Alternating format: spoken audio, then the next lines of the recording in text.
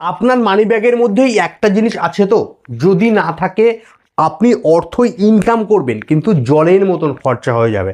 হ্যাঁ দর্শক বন্ধু, বিশেষ করে মানি ব্যাগের মধ্যে যদি একটা জিনিস, যে জিনিসটি যদি আপনি মানি ব্যাগের মধ্যে রাখেন না, অর্থ আপনার হাতে থাকবে, আপনার মানি ব্যাগে থাকবে।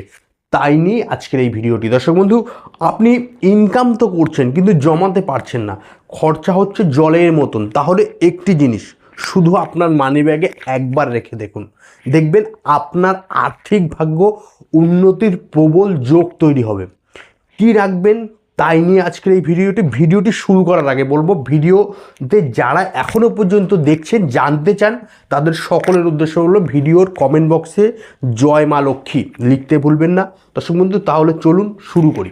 দর্শক বন্ধু, দেখবেন যে আমরা নানান রকমভাবে, প্রত্যেকটা মানুষ নানান রকমভাবে খাটনি করে, অর্থ ইনকাম করে, কিন্তু সবাই অর্থ রাখতে পারে না। কিছু লোক অর্থ রাখতে পারে, কিছু লোক রাখতে পারে না, তাদের খরচা হয়ে যায়। বহু মানুষকে আমি বলেছি ভালো রেজাল্ট পেয়েছে। আপনি কি রাখবেন সেটা এবার বলি শুনুন। শুক্রবারের দিনে স্নান সেরে পরিষ্কার ধোয়া জামা কাপড় পরে অশক্ত গাছের কাছে চলে যান। চলে গিয়ে গাছের কাছে ক্ষমা চেয়ে আপনার মনের উদ্দেশ্য, আপনার আর্থিক উন্নতি লাভের কথা মনে মনে কামনা করে একটি অশক্ত গাছের পাতা নিয়ে বাড়িতে চলে আসুন। তারপরে কি করবেন? তারপরে সেই পাতাটাকে একটু পরিষ্কার জল দিয়ে ধুয়ে তার উপর কিছুটা গঙ্গা জল ছিটা দিয়ে দেবেন। তারপর লাল চন্দন দিয়ে সেই পাতাটিকে একটি ফোঁটা দিন।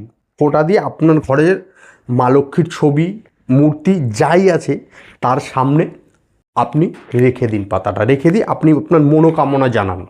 তারপরে সেই পাতাটা গুছিয়ে নিয়ে আপনার মানিব্যাগের কোনো গুপ্ত পকেটে রেখে দিন, যেখানে দেখা যায় না সচরাচর। সেরকম জায়গায় আপনি মনে মনে আপনার অর্থভাগ্য কামনা করে রেখে একবার দেখুন দর্শক বন্ধু, আপনার আর্থিক উন্নতির যোগ তৈরি হবেই। হ্যাঁ দর্শক বন্ধু, ভিডিওটি যদি ভালো লাগে লাইক করবেন এবং এই ধরনের ভিডিও পাওয়ার জন্য চ্যানেলটিকে ফলো করতে ভুলবেন না।